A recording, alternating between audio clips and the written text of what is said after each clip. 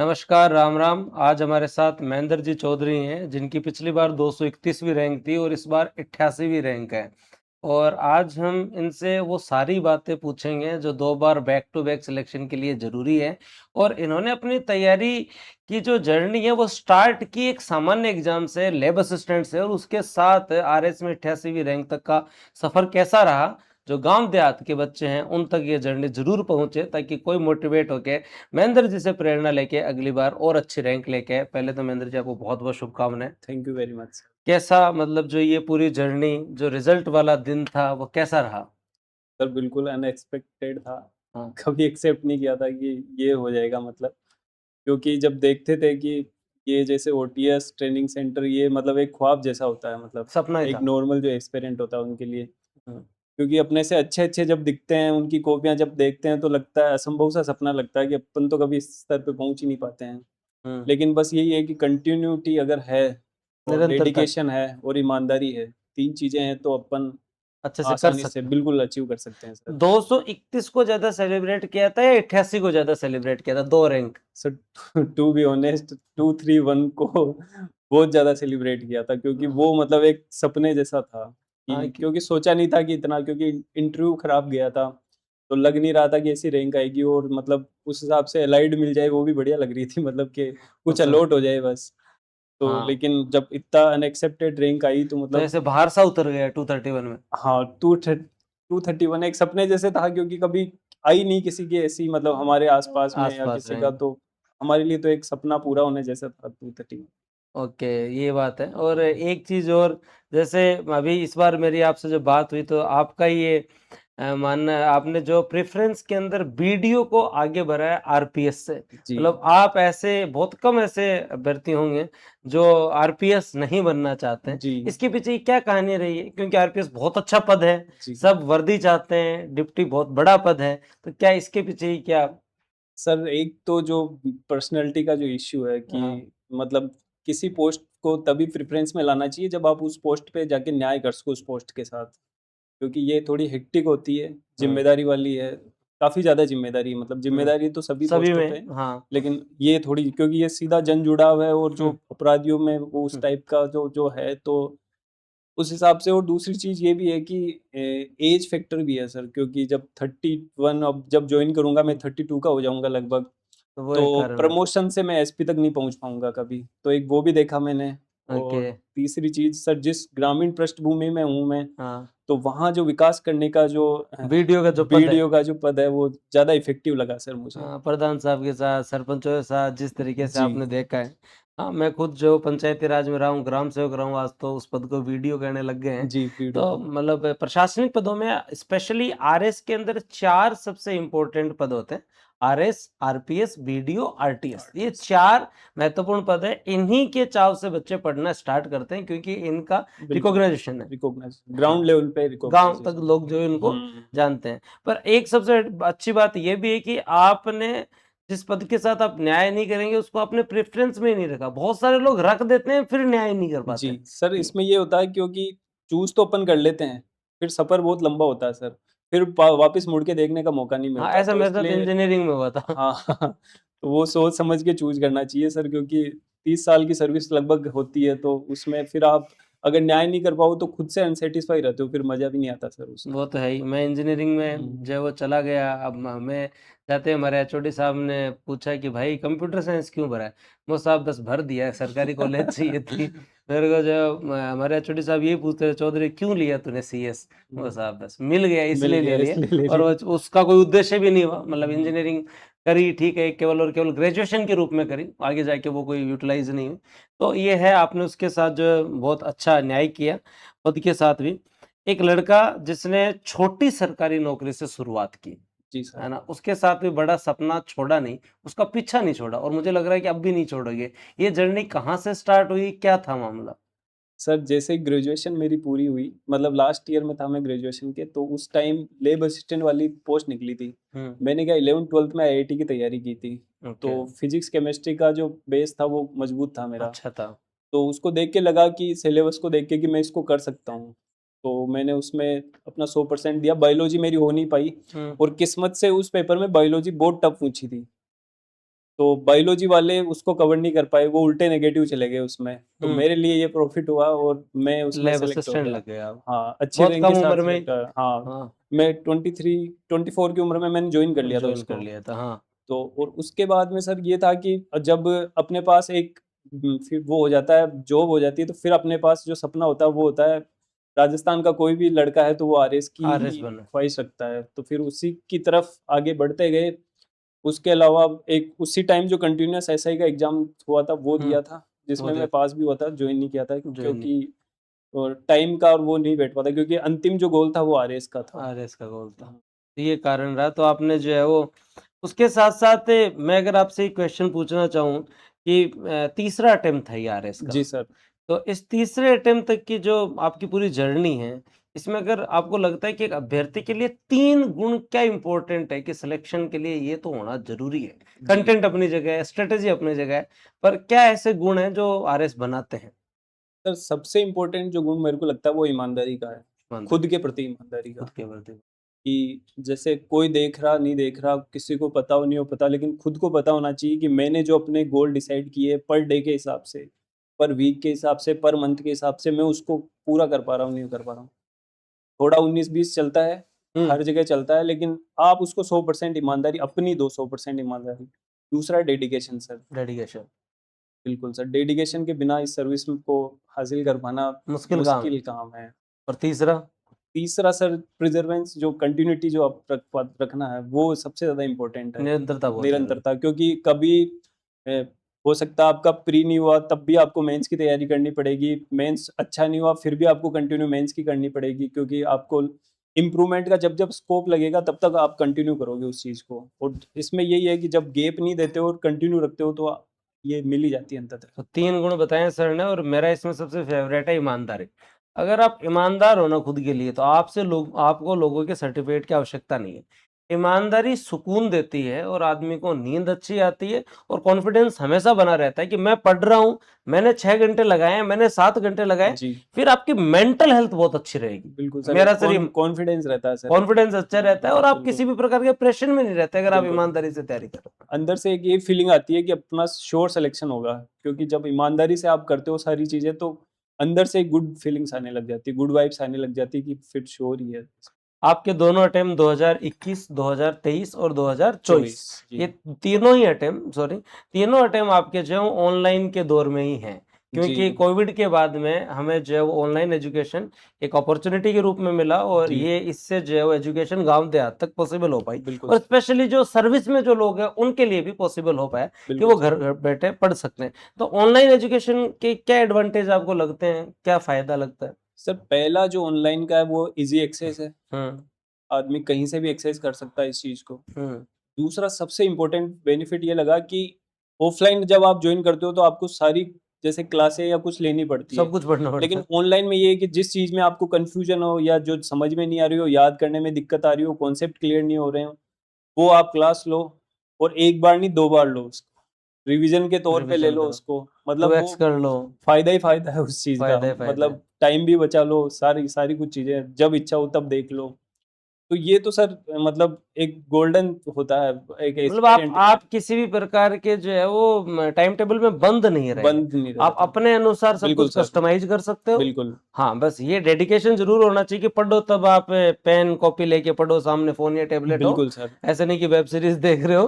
हाँ, हाँ, वो तो है। वो तो है, लेकिन फिर भी ऑनलाइन ने अभी तो जो रिज़ल्ट जो है वो मेरे हिसाब से ऑफ़लाइन नहीं पढ़े हुए बच्चे मिल सकते हैं अब भी 70%, पर बिल्कुल, ऑनलाइन कोई नहीं पढ़ा है ऐसे अब कोई 1-2% ही बचे होंगे। बिल्कुल सर। इसका मेन रीज़न ये है ना सर क्योंकि चीज़ें अपडेट होती है अपडेट होती हैं, और वो ऑफ़लाइन में एक बार पढ़ लिया कितनी बार जाओगे आप कितनी पढ़ने? बार जाओगे? क्योंकि जैसे जो अभी जो मेंस का जो ट्रेंड अपन देख रहे हैं कि लगभग सारा एनालिटिकल और जो करंट पे चल रहा है। करंट पे चल तो रहा है। जैसे इकोनॉमिक सर्वे है, पॉलिटी में वर्तमान में क्या मुद्दे चल रहे हैं, कौन-सा अनुच्छेद न्यूज़ में है या ज्योग्राफिकली कौन-सी जगह या प्लेस जो न्यूज़ में है, वो सारी चीज़ें सर आप ऑनलाइन ही देख सकते हो आप उस उन चीज़ों को। ये तो फ़ायदा है ऑनलाइन एजुकेशन का और आज एक अफ़ोर्डेबल है, बिल्कुल, सबकी रीच के अंदर है और दोनों प्रकार के स्टूडेंट के लिए सही है। जो पहली बार तैयारी प्रारंभ कर रहे हैं उनके लिए सरल है, सहज है, बिना किसी दबाव के आपको जितना ठीक लगे उतना पढ़ो बिल्कुल सर, और बिल्कुल। अपनी कॉलेज लाइफ भी जियो भाई। मैं ये नहीं कहूँगा 12th के बाद जस्ट लग जाओ, बिल्कुल क्योंकि सर, मैच्योरिटी आनी भी ज़रूरी है। बिल्कुल सर। जो सेकंड टाइम दे रहे हैं वो सेकंड टाइम या थर्ड टाइम जो इम्प्रूवमेंट के लिए दे रहा है ना, वो किसी को 8-10 घंटे नहीं झेल सकता। बिल्कुल सही उसको कहा। पता है उसका क्या अच्छा है, उसको पता है उसका क्या वीक है, जो वीक है जी का उसको ही वो उसको पढ़ेगा, उसी को बिल्कुल, इम्प्रूव करेगा। बिल्कुल, बिल्कुल सर। तो सेकंड अटेम्प्ट वालों को तो ये करना चाहिए। उसके अलावा मेरा आपसे एक क्वेश्चन यही है कि सरकारी नौकरी लगने के बाद लोग रुक जाते हैं और हमारी सोसाइटी में सेटिस्फेक्शन बहुत जल्दी आता है। बिल्कुल सर। क्या करना, अब तो लाग गया नौकरी, सरकारी नौकरी है। तो थाना भी कदे यहाँ कोई उनकी क्या जरूरत है, लेब असिस्टेंट तो लाग ही क्यों भाई, क्या कर सी बारे इसमें। बिल्कुल सर, घरवालों का और जो स्टाफ साथी थे उनका यही रिएक्शन था हाँ, कि अच्छी मतलब जॉब है। जॉब है तो फिर क्यों ही हाथ पैर मारना। हाँ, लेकिन वही है सर, अंदर से जो आती है वो आपको रुकने नहीं देती। अंदर की जो आग है वो वो है सपना जो है ना, वो सपना दौड़ाता जो आगे है वो। वो और सपने जो है वो देखना ही इम्पोर्टेंट नहीं है, उनके लिए उतनी मेहनत करनी भी जरूरी है। क्योंकि बिल्कुल, कुछ विरले ही होते हैं जो सिलेक्शन ले पाते हैं। पद इतने ही हैं, प्रतिस्पर्धा अपने उच्च स्तर पर है, बिल्कुल, सपने देखने वालों की संख्या निरंतर बढ़ रही है, लेकिन उतने पद नहीं बढ़ रहे हैं, बिल्कुल सर। है ना। और इसलिए मेहनत आपको स्पेशली उस गोल को ध्यान में रख के आपको करनी ही होगी और वो कंटिन्यूटी से होनी चाहिए। उसके साथ साथ हमारे विद्यार्थी जो हैं, स्पेशली मैं आपको जो अभ्यर्थी हैं उसके, उनको आप जरूर बताएं कि बूस्टर के साथ आपका एक्सपीरियंस प्रारंभिक परीक्षा, मुख्य परीक्षा और साक्षात्कार तक, जहां आज हम पॉडकास्ट कर रहे हैं वहां पे आपने मॉक भी दिए, बिल्कुल है सर, ना, इसी रूम में इसी मॉक रूम दिया। में बैठ के। जी। तो ये आपका जो एक्सपीरियंस रहा, इसको आप 2-4 मिनट में जरूर बताएं। कैसा लगा, ऑनलाइन में आपने कब पहली बार देखा, क्या चीजें अच्छी लगी, क्या आपका एक्सपीरियंस रहा। सर बूस्टर से जुड़ने से पहले मैं आपसे जुड़ा हुआ था। तब जो छोटे जो सब्जेक्ट थे उनको कभी-कभी, क्योंकि कंटेंट था ही नहीं। उस समय तो ऑनलाइन कंटेंट था जी, ही नहीं। था ही नहीं तो, हाँ। और ऑफ़लाइन का एक्सेस हो नहीं सकता था क्योंकि मैं जॉब में था। हम्म। तो सोशियोलॉजी की इनकी कभी-कभी क्लासें देखिए। देखते थे। हाँ। उसके बाद में जब प्री आता है तो प्री में तो जो सबसे ज़्यादा इम्पोर्टेंट जिस चीज़ की होती है वो इकोनॉमिक सर्वे और करंट अफेयर। और करंट अफ़ेयर। तो सर उनकी तो क्लासें अनबीटेबल है। अनबीटेबल। उसमें तो कोई दो राय है ही नहीं। आपने भी 2x कर करके लिए हैं या। नहीं, 2x कर के लिए, और सर जो पूरा मंथली जो रिवीजन होता है वो सबसे अच्छा लगता वो है। सबसे अच्छा लगता क्योंकि है। फिर आपकी मेमोरी, स्थायी मेमोरी में चली जाती है वो चीज़ें। एक बार भले आप किसी बुक से पढ़ रहे हो, लेकिन एक बार जब वीडियो में जो सुनते हो आप, जो देखते हो आप, तो वो चीज़ें स्थायी हो जाती है। और उसके अलावा सर मेंस की जब बात करें तो जो छोटे सब्जेक्ट हैं, जो हम्म। मॉड्यूल हैं, हम्म। उनका, और जो पॉलिटी, देखो सर अपन प्री के टाइम में तो पूरी पढ़ते हैं, लेकिन हम्म। मेंस के टाइम में पूरी पॉलिटी पढ़ने का टाइम नहीं होता है टाइम नहीं क्योंकि होता। 16-17 सब्जेक्ट होते हैं। तो सिलेक्टिव। उस टाइम जो चीज़ जो होती है वो होती है आपकी रैपिड रिवीजन की। रैपिड तो रिवीजन सर होता आपकी जो रैपिड रिवीजन की जो क्लास थी, उनको देख के मतलब एक कॉन्फिडेंस आ जाता है। है। वो कॉन्फिडेंस वहाँ हारने नहीं देता आपको मेंस में। बाकी कंटेंट तो आपका थोड़ा-सा अचेतन मन में रहता ही है, लेकिन हाँ। जैसे आप रिवीजन क्लास देखते हो तो वो वापस उसमें आ जाता है स्थायी थोड़े मेमोरी से में। क्या होते हैं कि इससे है ना, मतलब मैं एक, मेरा ये भी कहना है कि स्टूडेंट्स को है ना अपने एफर्ट्स को थोड़ा कैलकुलेटिव करना चाहिए। हर चीज में सारे एफर्ट खुद ही मत लगाओ, जी। है ना, हाँ, क्योंकि बिल्कुल। दिमाग की भी अपनी एक कैपेसिटी है। बिल्कुल सर। तो आपको जो अपनी तरफ से करना है उसे अपनी तरफ से करो। कुछ बिल्कुल, चीजों के लिए आप थोड़ी डिपेंडेंसी रख सकते हो कि अब जैसे मान लो आप सारे दिन पढ़ रहे हो, 7-8 घंटे बिल्कुल। आपने पढ़ लिया, हुँ, शाम के टाइम थोड़ी एनर्जी कम है तो उस समय आप वीडियो सेशंस बिल्कुल, देख लो। हाँ। मैं ये नहीं कहूँ सुबह पहले खोल के बैठ जाओ, बिल्कुल, वो सुबह टाइम भी यूटिलाइज़ होता वो है टाइम भी उससे। क्योंकि उसमें आपकी हुँ, एनर्जी लेवल जो है वो 60% पे आ बिल्कुल, गया। शरीर लेकिन जवाब दे देता है हाँ, उस टाइम। शरीर जवाब देता है, हुँ, लेकिन टीचर अगर पढ़ाने वाला सही है तो उससे आपका काम चल जाएगा, वो टाइम भी यूटिलाइज हो जाएगा। बिल्कुल नहीं तो सर, 10-11 घंटे पढ़ना भारी हो जाता है काम। भारी हो जाता है। और इंटरव्यू प्रोग्राम में इंस्टीट्यूट का क्या माहौल आपने देखा, आप आए यहाँ पे, तो क्या मतलब किस प्रकार का माहौल देखा आपने। Sir to be honest interview program में अ, जैसे कि सीनियर पैनलिस्ट थे, ये हाँ। सारी चीज़ें तो थी ही सही। मॉक इंटरव्यू भी अच्छा हम्म। गया, हम्म। मतलब कॉन्फिडेंस बूस्ट करने वाला था मॉक हम्म। इंटरव्यू। लेकिन उससे भी जो शानदार चीज़ मुझे लगी सर, क्योंकि इंटरव्यू के टाइम में जो योजनाएँ हैं, उन सबको अपने को बिल्कुल टू द अपडेट रहना चाहिए, क्योंकि अगर वो ही नहीं बता पाएँ तो वो मतलब एक नेगेटिव इम्पैक्ट डालती है। नेगेटिव इम्पैक्ट में। तो सर आपका जो 10 मिनट सीरीज़ वाली और जो कंपैरिज़न वाली उनमें भी, हाँ, दोनों कि साथ साथ करिए। साथ-साथ वाली, तो उनमें से जो कॉन्सेप्ट क्लियर हुए और जो याद रखे, मैं तो टू टू बी ऑनेस्ट अभी भी मेरे प्लेलिस्ट में सेव है वो सारी।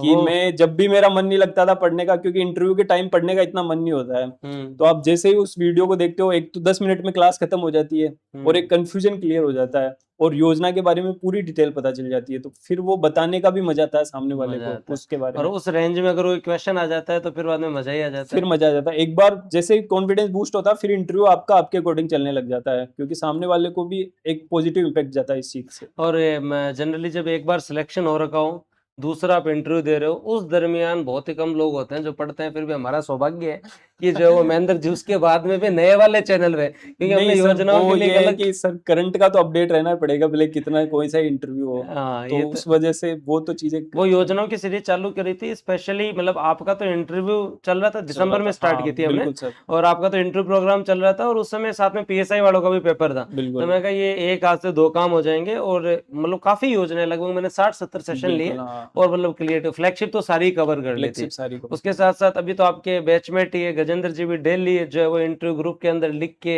अपनी तरफ से करंट अफेयर जो है वो डालते जी, रहते वो थे। हमारे साथ ही ट्रेनिंग कर रहे हैं अभी हाँ, राइसमेल गजेंद्र में। जी चौहान साहब, तो उन्होंने भी बहुत अच्छा एफर्ट किया, टीम अच्छी थी, टॉपर्स पैनल अच्छे थे, बहुत। बिल्कुल सर, जैसे जो मॉक के जो पैनलिस्ट थे वो सारे सीनियर थे, और उनके अलावा जो भी टॉपर्स थे उनका भी पैनलिस्ट था, जो जो सामने फीडबैक देने के लिए। फीडबैक वाला, हाँ तो ये तो एक अच्छी चीज है। बिल्कुल उसके साथ साथ अगर हम लोग बात करें कि अजमेर में आप स्पेशली कहाँ के रहने वाले हैं? सर, मैं अजमेर में सरवाड़ के पास में मेरा गांव है, धानमा, दानवा। वहां से बिलोंग करता हूँ। वहां के क्षेत्र में तो रिजल्ट आरएस के तो कम ही होंगे। जी सर, इस बार तो मैं पूरे केगड़ी क्षेत्र में मैं ही टॉपर हूँ 88 रैंक के हाँ, साथ में। उस क्षेत्र में मतलब आप वहाँ अजमेर के बच्चे स्पेशली आपके केकड़ी के जो स्टूडेंट्स हैं, क्योंकि रिजल्ट नागौर के अच्छे हैं, बाड़मेर के भी अच्छे हैं, जी शेखावाटी के हर सेक्टर में रिजल्ट अच्छे हैं। स्पेशली अजमेर का जो केकड़ी वाला क्षेत्र है, टोंक वाला क्षेत्र है, या जयपुर में जो काटेड़ी वाला क्षेत्र है, जो जी हम फागी और इस साइड में चलते हैं, इस क्षेत्र में रिजल्ट ठीक ठीक है, और वो भी 2021 के बाद हुए हैं। बिल्कुल सर। जैसे हाँ, उमेश जी के रिजल्ट हैं, पहली बार हुआ। हंसराज का रिजल्ट है, बहुत सारे, पिछली बार राजेश का रिजल्ट था। तो इस क्षेत्र के जो विद्यार्थी है उनको आप कैसे मोटिवेट करना चाहिए, क्योंकि धीरे धीरे वाटर लेवल कम होता जा रहा है, पानी बिल्कुल जो है सर। वो कम होता जा ही रहा है, खेती कोई करना नहीं चाह रहा, क्योंकि एक ही मात्र ऐसा प्रोफेशन बचा है जिसमें उसका बेटा वो प्रोफेशन नहीं अपनाना चाहता, और वो खेती वो है। खेती है सर। अकाउंटेंट का टब्बर बिल्कुल सर। अकाउंटेंट बनना चाहता है। वो सर एक कहावत भी है कि 1000 धंधे हैं, उनमें से सबसे खराब धंधा ये है। यही है। तो ये जो खेती करने वाले लोग हैं उनको आप क्या थोड़ा सा बताना चाहेंगे? सर, बताने का तो ये है कि आज के जो पेरेंट्स है वो हर संभव कोशिश कर रहे हैं बच्चों को आगे पढ़ाने बढ़ाने के की, लिए बहुत, क्योंकि हाँ। उनको भी पता है कितना स्कोप बचा कितना नहीं बचा खेती में। हम्म। लेकिन जब बात आती है मोटिवेशन की, जब अपने क्षेत्र के लोग जब बाहर निकल के आते हैं इन सर्विसेज में, वो उनको देखते हैं तो एक अपने आप से मोटिवेशन आता है। उनको कोई मोटिवेशन देने की जरूरत नहीं पड़ती, जब अपने में से निकल के कोई इन सर्विसेज में आता है तो अपने आप मोटिवेशन जनरेट। तो मैंने देखा है कि जैसे ही सिलेक्शन हुआ या अदर का भी हुआ जैसे हमारे क्षेत्र में, तो काफ़ी लोग इन सब चीज़ों मोटिवेट में हो आ गया, हाँ। बिल्कुल मोटिवेट, क्योंकि उनको जब अपने में से कोई बन सकता है तो अपन भी बन सकते हैं। हाँ, तो वो लोकल मोटिवेशन मिल जाती है ना, वहाँ वो के सबसे अच्छी स्थानीय चीज़ होती है। मोटिवेशन। हाँ, वो सबसे अच्छी चीज़ होती है, क्योंकि फिर वो देखते हैं कि गाँव में कैसा स्वागत हो रहा है, कैसा माहौल बन रहा है, तो वो चीज़ें उनको मोटिवेट करती है। ये तो एक चीज है।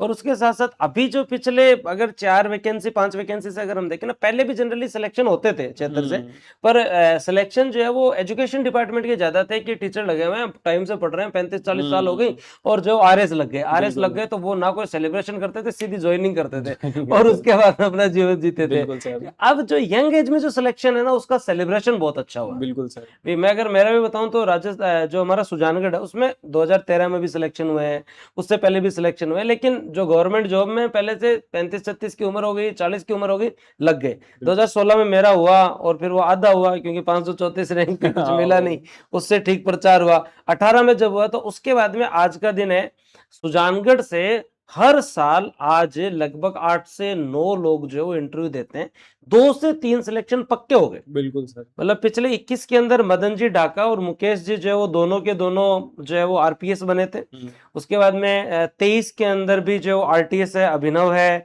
उसके साथ साथ अगर हम लोग बात करें तो प्रकाश बीरडा है, निकिता है, 3-4 लोगों के सिलेक्शन हुए। 24 में भी वापस है, अगर हम लोग बात करें तो एक तो मैं सोनी नाम में भूल गया, एक अभिनव सैनी है, ऐसे करके बहुत सारे लोग हैं। प्रकाश का भी हाँ, वापस हुआ। प्रकाश का वापस हुआ, है हुँ, ना, प्रकाश बीरडा का वापस हुआ, अभिनव सैनी का वापस हुआ, एक शुभम है उनका वापस हुआ, ऐसे करके बहुत सारे लोगों का वापस बिल्कुल हुआ। सर। तो यही है सर कि अगर अपन सफल होते हैं तो अपने जो आसपास के क्षेत्र के जो लोग हैं, जो बच्चे हैं, वो अपने आप मोटिवेट होते हैं सर उस चीज से, और पर इससे अच्छा मोटिवेशन कुछ नहीं।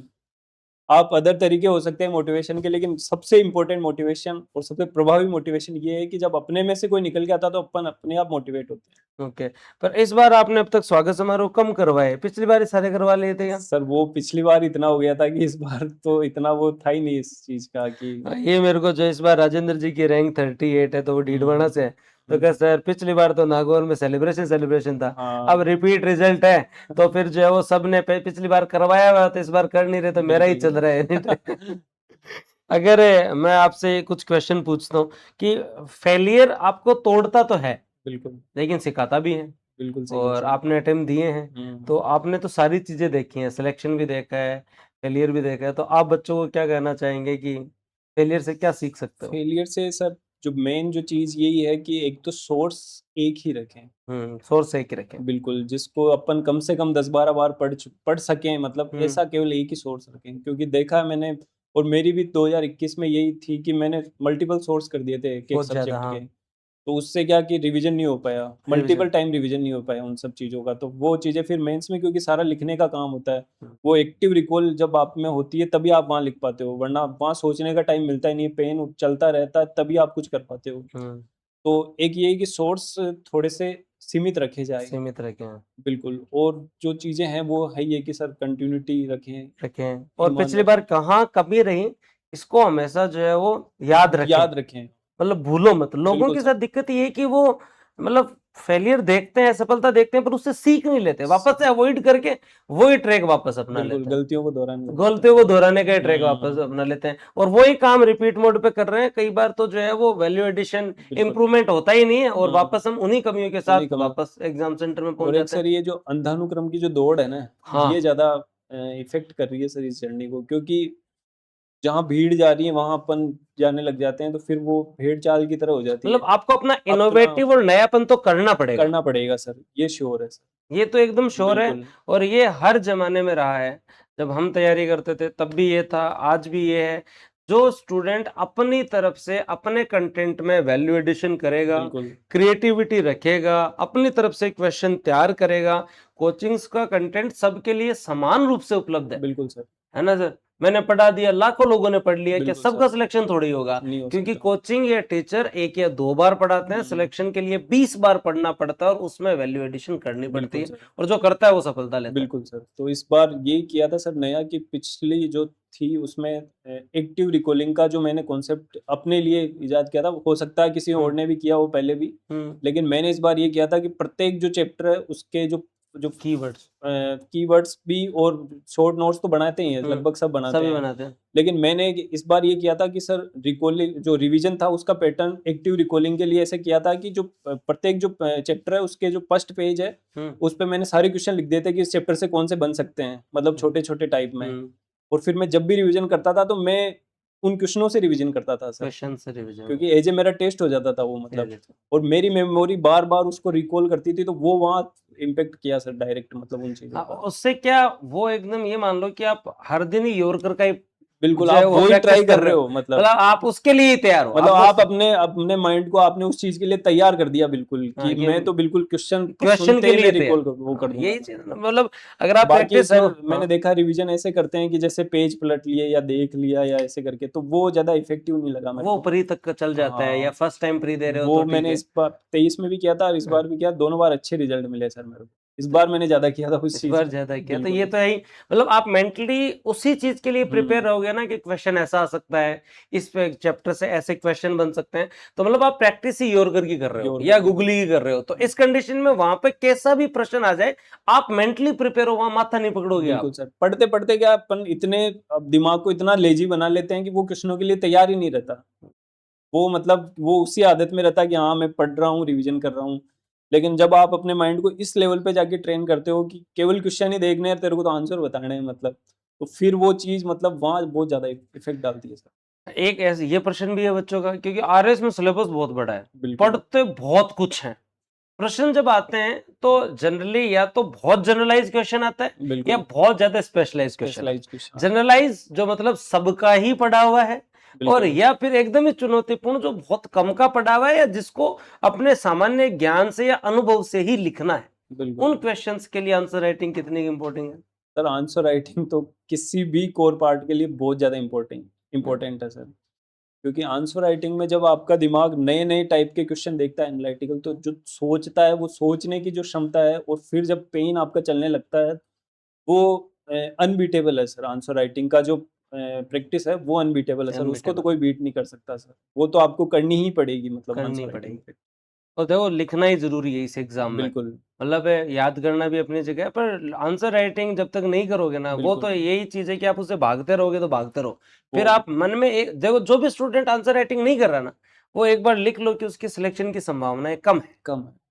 इस वास्तविकता से अगर आप नहीं, परिचित वो रहोगे ना, सिलेक्शन तो हो जाएगा सर, लेकिन अच्छी रैंक नहीं मिल पाएगी मोक्ष उसको। नहीं मिलेगा सर। मोक्ष नहीं मिलेगा, हाँ, हाँ, वो जो अपने मतलब पास मैं समझ या गया। तो मेंस क्वालीफाई होगा हाँ, या रैंक 500, 600, 400 वहाँ तक आएगी। बिल्कुल, आप केवल याद करके आरएस में प्रॉपर एसडीएम नहीं नहीं बन बन सकते, सकते, टॉप 100 में आप नहीं आ नहीं आ सकते, सकते। आपको आंसर राइटिंग करनी ही पड़ेगी। बिल्कुल, एक क्वेश्चन मेरा और है, जॉब के साथ तैयारी करना थोड़ा चुनौतीपूर्ण तो होता है, बिल्कुल क्योंकि सर होता नौकरी है। और उसके साथ तैयारी और उसके साथ-साथ अगर जॉब में छुट्टियाँ ना मिले, तो वो और और अपने भी आप में ज़्यादा हो जाता चुनौतीपूर्ण हो है। जाता है बिल्कुल सर, और अगर स्टाफ में सहयोग ना मिले, तो फिर बाद में वो जो है चुनौती और बड़ी हो जाती बिल्कुल है। सर, तो बिल्कुल। इसमें आपने कैसे मैनेज किया और जो जॉब करने वाले विद्यार्थी हैं, उनको आप जो ज़रूर बताएँ, क्योंकि गर्मी की छुट्टियाँ चालू होने वाली हैं, सबकी इच्छा है कि इस बार आरएस मेंस के छोटे-बड़े सब्जेक्ट तो कवर कर ही लेता हूँ या ये बिल्कुल। वैल्यू एडिशन तो कर ही लेता हूँ।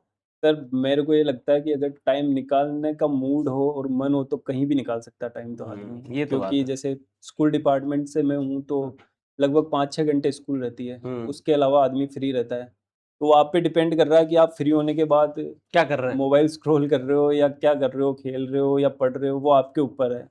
अगर अंदर आग है तो वो आदमी वो डायरेक्ट वहीं से मैंने देखा है सर मेरे साथ वालों को भी, हुँ, वो स्कूल से निकलते ही डायरेक्ट लाइब्रेरी पहुँच जाते थे। सीधे लाइब्रेरी बिल्कुल पहुँच सर। गए तो और वो स्कूल डिपार्टमेंट वालों को तो एजुकेशन डिपार्टमेंट वालों को तो एक शिफ्ट पूरा करने का पूरा मौका मिलता है। पूरा मौका मिलता है सर, बिल्कुल। कि मतलब 5-6 घंटे तो आप नॉर्मली कहीं पे भी इन्वेस्ट कर सकते हो क्योंकि बाकी टाइम आपका पूरा फ्री है सर। जयपुर में जो सुबह रहते हैं वो इतना ही पढ़ते हैं सर। हाँ, वो ये बात तो है क्योंकि लंबी तैयारी में इतना ही पढ़ पाते हैं इतना ही सर, पढ़ा है। 6-7 घंटा मैक्सिमम होता है, इससे ज़्यादा तो हाँ, वो एग्ज़ाम के जब नज़दीक हो जाता है तब जैसे मैं तो खुशनसीब था क्योंकि मेरा तो डिपार्टमेंट था ही ऐसा कि हुँ, जिसमें छुट्टियाँ मिल जाती थी। छुट्टियाँ मिल जाती हैं। इतनी ज़्यादा ज़िम्मेदारियों वाला नहीं है। हुँ, तो 2-3 महीने की जो पीएल-सीएल है या जो कुछ अवैतनिक भी हो मेंस के जाता है, टाइम तो ले लेनी चाहिए। बिल्कुल ले लेनी चाहिए सर, प्री के बाद में तो लेनी चाहिए श्योर के। हुँ, क्योंकि फिर तो आपका पूरा डेडिकेशन और चाहिए बचा इसमें के करोगे क्या उनका फिर? और बचा के भी क्या करोगे और और अवैतनिक भी थोड़ी-सी होना पड़े तो हो जाओ, हो जाओ क्योंकि ये जो थोड़ी-सी रिस्क है ये तो लेनी पूरी पड़ेगी। लाइफ़ चेंज कर देती पूरी है। लाइफ तो चेंज। इसलिए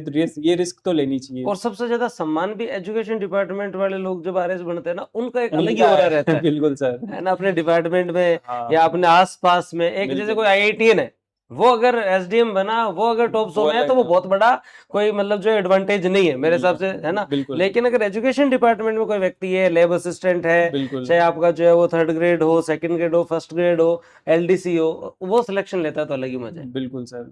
उनसे मोटिवेट भी होते हैं सर, जैसे मैं लगाता तो हेडलाइन मतलब जैसे हाँ, मेरी जो न्यूज़ थी उसमें ये था कि प्रयोगशाला साइट से बने आरएस अधिकारी। हाँ, तो तो वो चीज़ें अच्छी भी लगती है सर। अच्छी भी लगती है, तो ये बहुत है और एजुकेशन डिपार्टमेंट के जो लोग हैं वो पढ़ना अपना कंटिन्यू रखें। आप लोगों के लिए काम ही यही है, आपको स्कूल में भी बिल्कुल, पढ़ाना ही है, 1-2 सब्जेक्ट तो वहाँ पकड़ लो तुम लोग और अच्छा पढ़ाओ बच्चों को। बिल्कुल सर। अगर अपने कर्तव्य के प्रति आप डेडिकेटेड हो तो और भी अच्छा होता और है भी सर। अच्छा होता है बिल्कुल, और आरएस में तो हर सब्जेक्ट की वही भूमिका, अगर वो साइंस का टीचर है, वो साइंस बहुत अच्छे से कवर करवा रहा है, तो 10th तक की साइंस से जो बहुत बिल्कुल, अच्छी है स्कोरिंग हो सकती है। हिंदी बिल्कुल और सर। अंग्रेजी हम बिल्कुल ये सही ये कह भी है। एक मेरा अगला क्वेश्चन ये है कि जो भी स्टूडेंट हैं उनमें एक क्वेश्चन ये होता है कि सर मेरे में तो टैलेंट कम है, मैं तो जो मेहनत तो घनी करूँ, पर जो मेरे के अंदर जो मेरे को लगता है मेरे को याद नहीं रहता। तो आपका क्या मानना है कि टॉपर होने के लिए इंटेलिजेंस ही ज़रूरी है या कंसिस्टेंसी ज़रूरी है? सर इंटेलिजेंसी का एक योगदान हो सकता होगा, लेकिन मेरे हिसाब से कंसिस्टेंसी बहुत ज़्यादा ज़रूरी है क्योंकि मेरे साथ भी यही दिक्कत थी कि मेरे को याद नहीं रहता सर। आपको याद नहीं रहता था? मेरे को बहुत कम याद रहता है, तो मेरे को मल्टीपल टाइम रिवीजन की ज़रूरत है और उसमें भी मैं जैसे कोई ट्रिक-व्रिक बना के या उस टाइप में कीवर्ड को मैं याद करने की कोशिश करता हूँ। अभी भी करता हूँ मैं और उसी से ही मैं याद करने की वो कोशिश करता हूँ कि मैं इसको थोड़ा लंबे टाइम के लिए, क्योंकि वो लॉन्ग टर्म एक मेमोरी में जाने लॉन्ग की। टर्म मेमोरी में चले जाए, क्योंकि वो 1 डे 7 डे वो वाला जो 15, एबिंग आस्कर वो जो हाँ, अपन वो पढ़ते थे जो वक्र बिहेवियर है में। वो वाला, हाँ, उस हिसाब देखो से। सब भूलते हैं, और एक चीज मैं आपको बता बिल्कुल, देता हूँ कि इतने सारे सब्जेक्ट आप भूलेंगे, बस रिवीजन टाइम कितना, मल्टीपल रिवीजन है, रिवीजन साइकिल कितनी अच्छी है वो जरूरी है।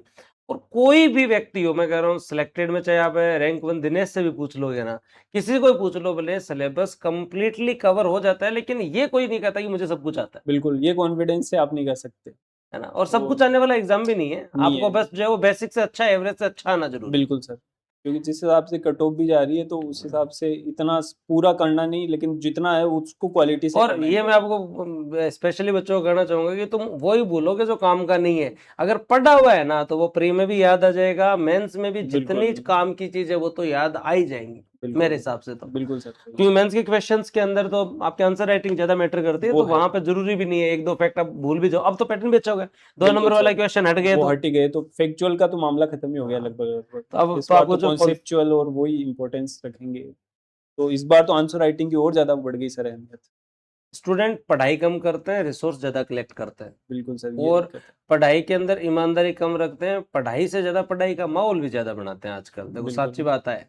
आरएस में तो है, तो एक ऊपर थारो का ही कहना है। ये बिल्कुल सच सही बात है सर।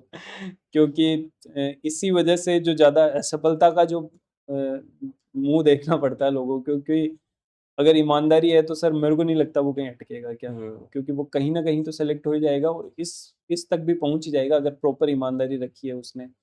आज अपन देखते हैं जयपुर जैसे शहरों में, इन शहरों में लोग दिखावा ज़्यादा कर रहे हैं, पढ़ कम रहे हैं। कम पढ़ रहे हैं। तो वो चीज़ इफ़ेक्ट करती है पर सर इस चीज़। आरएस की तैयारी को लोगों ने सम्मान का जो सूचक बना लिया है इसे, ये बिल्कुल, कहाँ जा रहा है समाज की, मतलब आरएस की तैयारी करे है जी टाबर, मतलब इस चीज को बताने में भी लोग जो है ना प्राउड फील करते प्राउड हैं, फ़ील कर रहे हैं सर। ये तो भटकाव है। भटकाव है सर, क्योंकि जो बच्चे, जैसे मैं तो कॉलेज मैंने पूरी अच्छे से जी, फिर उसके बाद में मैं इस फ़ील्ड में आया। हम्म। आज के टाइम में मैं देख रहा हूँ कि जैसे 12th बाद में फाउंडेशन शुरू हो रहे हैं, तो वो मतलब वो उतनी मैच्योरिटी भी नहीं आ पा रही है, वो लाइफ़ भी नहीं जी पा रहे हैं, और वो एग्ज़ॉस्ट हो जाते हैं सर 3 साल में। चाह मैं भी खत्म हो जाता है। मैं तो सच्चाई बताऊँ सर आपको, हम्म। मेरा कोई रिलेटिव है, मैं नाम हम्म। नहीं लूँगा, लेकिन उसने ये किया 3 साल का फाउंडेशन कोर्स, और उसके बाद में उसका इससे मन ही हट गया मन ही हट कि गया। मेरे को तो करना ही नहीं है ये। तो ये वाली स्टेज आ जाती है, इसलिए क्योंकि वो चीज़ें टाइम-टाइम पे सही लगती है सर।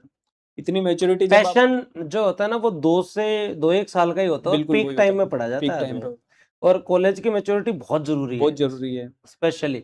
और बच्चे ने अगर कॉलेज नहीं किया ना, तो फिर बाद में वो जीवन में हर परिस्थिति के लिए अपने आप को अनुकूलित नहीं कर पाता। अनुकूलित। सर ग्रेजुएशन के बाद ऐसा होता है कि आपको खुद को लगने लग जाता है कि जॉब मेरी अब मतलब वो हो गई, मतलब कंपल्सरी ये जॉब लेनी है मेरे को। तो अंदर से एक वो आने लग जाती है। जब आप 12th बाद में हो तो आपको ही लगता है कि यार अभी तो मेरे को क्या ही ज़रूरत है। मेरे को पर्सनली बहुत सारे लोग बोलते हैं कि सर हुँ, 12वीं पास हो गए, क्या करा कपिल जी, मैं कोई टाबर ने रेस्ट करो, बिल्कुल इन सर, थोड़ो खेलन दो, कूदन दो, टेम्पोरारियम छोड़ दो इन थोड़ा दिन, इसको एक बार अपनी तरीके से जीने दो। बिल्कुल, फिर भी मैं कह रहा हूँ कि अगर आपको ये है कि भी ऑनलाइन पढ़ना है, तो भी कोई 1 आधे घंटे 2 घंटे, मैं कई बार तो बच्चों को कहता हूँ कि तुम केवल और केवल मॉक इंटरव्यूज, मोटिवेशनल ये चीजें देखते रहो, तुम्हारा इंटरेस्ट तो बिल्कुल, पैदा हो, बिल्कुल सर, एटलीस्ट जो है ना, पढ़ो। तो 2 3 घंटे ऐसे सब्जेक्ट ग्रेजुएशन में रख लो जो काम आ रहे हो, और आज के टाइम में हर सब्जेक्ट काम आ रहा है। बिल्कुल सर। कॉमर्स वाले के कम से कॉमर्स वाले के ज्यादा आ रहे हैं, ज़्यादा आ रहा है, accounting, accounting, management, auditing, management, और उसके साथ साथ पूरी इकोनॉमी। इकोनॉमिक्स तो पूरी 100 आ रही है। नंबर का पूरा मामला बैठ रहा है। बिल्कुल आ रहा है। साइंस वालों की पूरी पूरी साइंस जो साइंस सबसे काम आ रहा है। चुनौतीपूर्ण है। बिल्कुल प्री के सर, अंदर जो मैथ रीजनिंग काम आ रही है, हिंदी इंग्लिश लैंग्वेज है वो जो काम आ ही रही है। बिल्कुल, और उसके साथ साथ जो आदमी आपके यहाँ ग्रेजुएशन में बीए कर रहा है, उसके तीनों सब्जेक्ट काम आ रहे हैं। बिल्कुल आ रहे हैं। तो अगर ग्रेजुएशन अच्छे से कर ली जाए, तो मेरे हिसाब से तैयारी सेकंड ईयर में कर लो, थर्ड ईयर में कर लो, पर बच्चे में एक मैच्योरिटी जरूरी है। बिल्कुल, मैंने ये तो देखा कि 2021 में जिन बच्चों की 12 मतलब 2021 में जिन बच्चों की जो ग्रेजुएशन हुई या जो एलिजिबल हो गए, है ना, उन्होंने 21 23 और 24 3 अटेम्प्ट बैक टू बैक दे लिए, बिना प्रिपरेशन दे लिए, और 3 असफलता देख ली। और अब 25 की उम्र में ऐसे बैठे हैं जैसे कोई आदमी 40 की उम्र में बैठता है बिल्कुल, कि साहब मैं तो 3 बार फेल हो गया आरएस में, मन लगे मैं तो आरएस का लायक ही को नहीं, अब पेपर ही खराब है, आरपीएस ही खराब है, इतनी पत्ता और प्रकार का बहाना हो गया पागल। बिल्कुल, सर वो जब ऐसे बैक टू बैक होते, तो फिर कॉन्फिडेंस भी नहीं आ पाता उनमें वापस। तो पर वास्तविकता की बात तो ये है ना कि आप उस चीज के लिए तैयार ही नहीं थे, तैयार ही नहीं थे, मेंटली आपका आप उस स्तर फाउंडेशन पे थे। अच्छा हुआ ही नहीं। बिल्कुल। लोग तो 25 में तो तैयारी स्टार्ट करते हैं। सर वो इसलिए नहीं होता क्योंकि एक तो मैच्योरिटी लेवल नहीं होता, और दूसरी चीज़ ये है कि वो तो सीरियस भी नहीं लेता, क्योंकि उसको पता है 4 घंटे क्लास है, बाकी मौज कर रहे हैं आराम से। जबरदस्ती दे ली एक दो टाइम ज़बरदस्ती, तो। हाँ, वो तो उस टाइप में तो वो जब तक सीरियसनेस नहीं है तब तक तो पढ़ाई का कोई मतलब ही नहीं है। ऐसा तो किसी ज़माने में स्पेशली हमारे ज़माने में तो आईआईटी की तैयारी और नीट की तैयारी में इनमें चला करता था कि ज़बरदस्ती दे ली, नीट की तैयारी कर जी, ली, जी, आईआईटी जी। तैयारी कर ली, सफलता मिले ना मिले पर फाउंडेशन कर लो, बिल्कुल, 11वीं-12वीं के बाद जो सीकर या कोटा चले जाओ।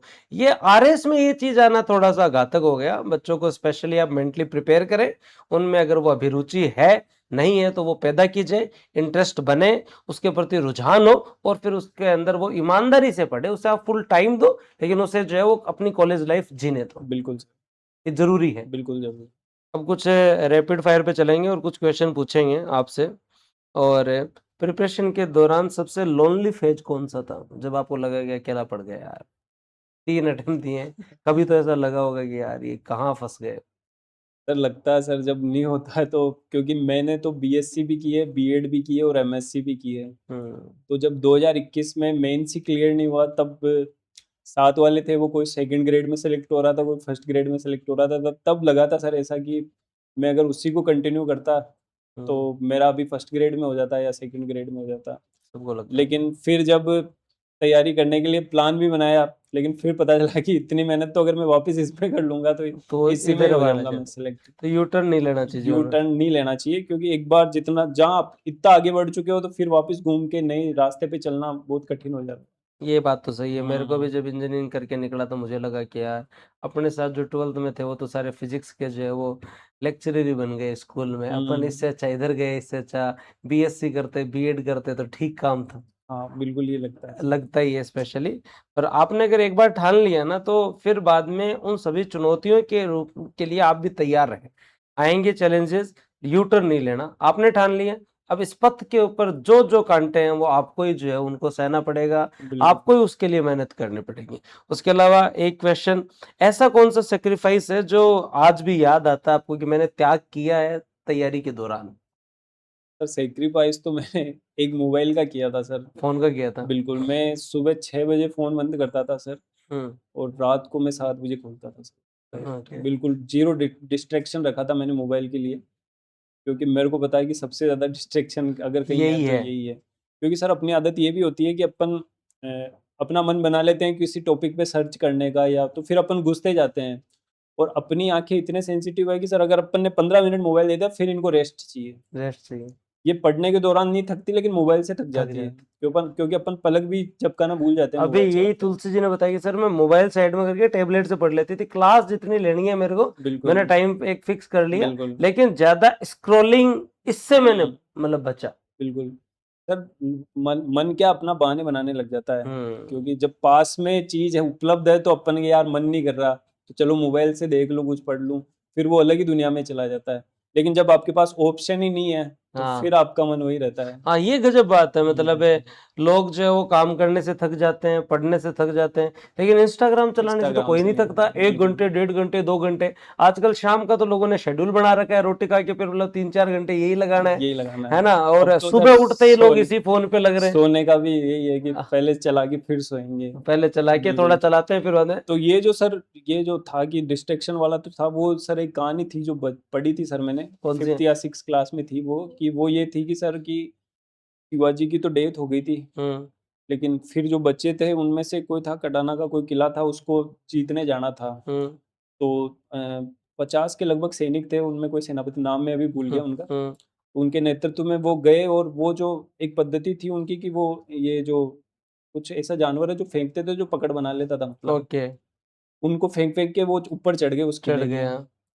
और ऊपर जाके उन्होंने वो रस्सियाँ बाँध ली वहाँ पे। हुँ, फिर वो जैसे ही अंदर के सैनिकों को पता चला, मुगल सैनिकों को, हुँ, आए आपस में घमासान युद्ध हुआ, तो उनका जो मेन सेनापति था वो मर गया था मतलब। ओके, तो फिर वो थोड़ा-सा कॉन्फिडेंस लूज़ हो गया उनका। हुँ, तो उन्होंने सोचा कि अब जान बचा के भागना ही बेटर है। हुँ, तो वो जो रस्सियाँ थी उनसे वापस उतरने के लिए मुड़े ही थे वो, हुँ, तो एक समझदार व्यक्ति था उसमें, तो उसने वो सारी रस्सियाँ काट दी थी। सारी रस्सियाँ काट दी। तो उन्होंने कहा या तो कूद के मरो या ये फिर लड़के लड़ गए मरो। मरो। तो फिर वो लड़े, जी-जान से लड़े और वो और जीत जीत गए, भी उस गए। किले को जीत लिया फिर उसने। तो हाँ। ये था कि सर जब आपके डिस्ट्रैक्शन के आप रास्ते ही काट देते हो सारे ही, तो फिर आपको मज़ा आता है, तैयारी में भी मज़ा आता है और उसमें कि आप सफल हो ही जाते हो तो उसमें। जो भी तुम्हारी ऐसी असहायक आदतें हैं, बिल्कुल, जो जीवन में बाधा डालती हैं, जो आपको पढ़ने नहीं देती, जो आपकी निरंतरता नहीं बनने दे रही, जो आपको ईमानदार नहीं रहने दे रही, आपको बार-बार झूठ बुलवा रही हैं, ये जितनी भी असहायक आदतें हैं, बिल्कुल, ये कोई सी भी आदत हो सकती है, किसी के लिए फ़ोन हो सकता है,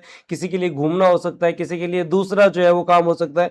इनको जितना जल्दी अगर आप लोग जो इस पर पार पालोगे, इनको कंट्रोल कर लोगे तो सिलेक्शन ले लोगे। बिल्कुल सर। ये जो डिस्ट्रैक्शन के जो रास्ते जो बंद करने का जो सैक्रिफाइस है वो तो करना पड़ेगा सर, करना पड़ेगा, ये त्याग तो करना पड़ेगा। क्योंकि बिना त्यागे तो क्योंकि ये तो एक टॉपिक था अपने स्ट्रेस मैनेजमेंट, उसमें ये था कि ऐसा एक आदतों में पहली आदत तो है टालना। टालना। जिस बिल्कुल, व्यक्ति ने टालना बंद कर दिया ना किसी काम को, बिल्कुल, तो आदत तो वो वही जीत गया। जैसे वही चीज़। आरएसपी का फॉर्म आया, तो 1 महीने तक फॉर्म भरने में टालते हैं, लास्ट दिन भरते हैं। बिल्कुल सही है। हैं? ये भी अगर वो आदत है। काम पहले दिन ही कर लिया जाए तो टेंशन ही खत्म। बिल्कुल सर। तो टालना बंद करें आप, एटलीस्ट तैयारी करने का मन बना लिया है तो ऐसे मत सोचो अब बाद में करूंगा, अगली वैकेंसी दूंगा। कर लो, अभी आपके पास टाइम है।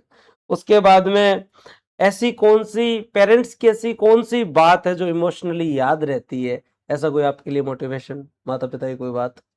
सर पेरेंट्स के लिए उनको इतना पता भी नहीं है कि आरएस क्या है, क्या नहीं तो है। फिर उनको तो सिलेक्शन में सबसे ज्यादा मजा आया होगा। हाँ, वो बहुत खुश थे कि चलो अधिकारी बन गया मतलब हाँ, ये तो बहुत कि मतलब जो माता पिता अगर एकदम ग्रामीण पृष्ठभूमि से हो, किसान परिवार में से हो, हाँ, तो वहां पर जब कोई बताता है कि आपका लड़का अब अधिकारी बन गया है, तो उसका अधिकारी तो एक बन अलग गया। ही मजा है। बिल्कुल सर, उनके लिए तो एक सपने सच होना जैसा। ओके।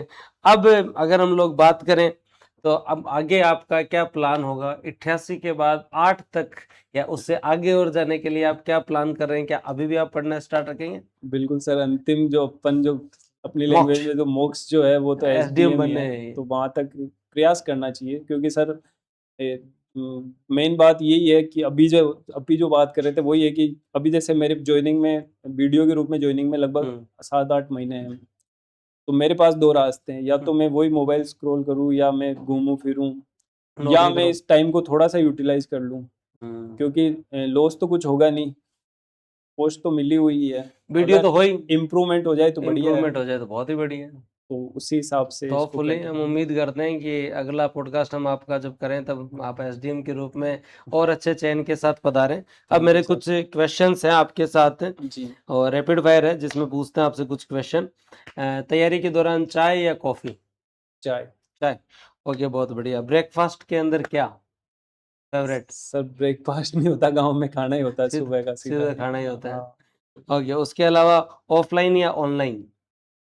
सर ऑनलाइन ज़्यादा बेटर लगता है क्योंकि फ़ायदे ज़्यादा ऑनलाइन के हैं। ओके, नोट्स या बुक्स? Sir notes. नोट्स। जी। और बुक्स पे आधारित हो? हाँ, वो मतलब आप बुक से वैल्यू एडिशन कर लो हम्म। या बुक्स बुक्स ले लो, उसमें नोट से वैल्यू एडिशन कर लो, जो आपको कंफर्ट, लेकिन एक रिसोर्स रखो और उसको बार-बार रिवाइज़ करो। नोट्स के लिए मैं कभी-कभी कहता हूँ कि आपने हेडन का बैट देखा है अगर किसी ने क्रिकेट खेली हो तो? उसका बैट छोटा था पर प्रैक्टिस बहुत अच्छी थी। बिल्कुल, मोंगूज़ बेट जो था हाँ, आईपीएल तो का। नोट्स वही चीज़ है। नोट्स आपका हुँ, वो धारदार हथियार है जिसके अंदर आप उसमें पारंगत हो चुके हैं। बिल्कुल। बुक्स में पारंगत होना मुश्किल है। बुक से वैल्यूएशन कर लो, एक बार समझ के लिए पढ़ लो, बिल्कुल लेकिन सर। अपने नोट्स होने चाहिए। हुँ, उसके साथ सुबह जल्दी पढ़ाई या शाम को? Early morning sir, early morning ज़्यादा कितने बजे उठ इफ़ेक्टिव है। जाता? सर मैं 5 बजे के लगभुग 5 उठ बजे। जाता बहुत बढ़िया, बहुत बढ़िया। सबसे ज़्यादा टफ सब्जेक्ट कौन-सा लगा आपको आरएस में, सर तैयारी के मेरे दौरान? लिए ज़्यादा टफ़ जो था वो एक तो हिस्ट्री था सर, हिस्ट्री था, और एक लेंथी है। एक इंग्लिश। एक इंग्लिश। इंग्लिश का जो ग्रामेटिकल जो पोर्शन था वो कभी वो हुआ भी नहीं है और इस बार भी नहीं हुआ मेरे से। लेकिन इस बार चलो अच्छा है कि हटा दिया हाँ, सिलेबस से। ऐसी कोई चीज़ जो आपको डिस्ट्रैक्ट करती थी तैयारी के दौरान? कुछ न कुछ तो ऐसा होगा। तब मुझे तो मेंस के दौरान तो ऐसा कुछ लगा नहीं कि ऐसा कुछ डिस्ट्रैक्ट, लगा हाँ, नहीं। क्योंकि डिस्ट्रैक्शन के सारे रास्ते बंद ही कर दिए थे सारे ऑलरेडी। बंद, यहाँ इन्होंने तो एग्ज़ाम्पल भी दे दिया ना हाँ, वो, कि आप पूरे रास्ते ही खत्म कर दो। उसके साथ-साथ एक ऐसी आदत जो बच्चों को टाल देनी चाहिए या छोड़ देनी चाहिए, क्योंकि आरएस की तैयारी कर रहे हो तो आप ऐसी आदत तो जो है वो छोड़ ही दो। Social sir media? वो जो सोशल मीडिया तो है ही है, हाँ, उसके अलावा वो जो स्वामी विवेकानंद की जो बात है कि ऐसी कोई भी आदत जो आपको कमज़ोर बनाती है या तो वो आपका, इंडिविजुअल है आपके लिए। हाँ, वो आप आपको पता है वो आपके लिए क्या है वो, तो उसको मतलब 1 सेकंड में त्याग देने की आप में वो हिम्मत होनी चाहिए। होनी चाहिए कि अगर आपको ऐसी कोई आदत जो आपके लिए बाधा है, हुँ, तो हुँ। उसको त्याग दो, ज़हर के समान त्याग दो मतलब उस चीज़ को। त्याग ही दो। उसके साथ-साथ जो मध्यम परिवार के जो बच्चे हैं, उनके लिए कोई एक मैसेज?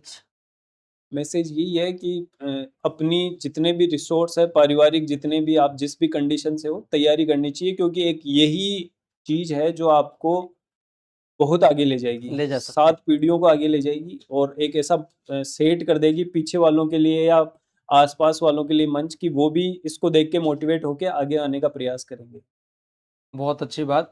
और उसके साथ-साथ जो विद्यार्थी असफल हुए हैं लास्ट अटेम्प्ट में, इस अटेम्प्ट में, उनके लिए 2 बात यही है कि लगे रहो।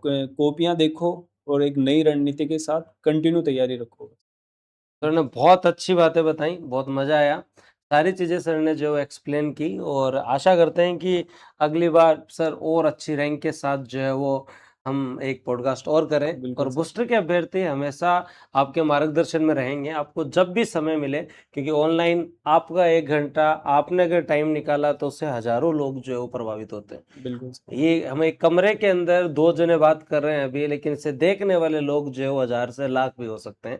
तो आपको जब भी इस प्लेटफ़ॉर्म के माध्यम से आपको लगे कि मुझे बच्चों को ये गाइडेंस देना है, आपके लिए प्लेटफ़ॉर्म हमेशा अवेलेबल है। आप ज़रूर, हमारा सौभाग्य होगा कि आप इन बच्चों को जो है वो मार्गदर्शन देते रहें। बिल्कुल सर। हमारा भी सौभाग्य प्लेटफ़ॉर्म दिया आपने या दोगे उसके लिए। हाँ, थैंक यू सर, बहुत-बहुत धन्यवाद। Thank you sir. Thank you.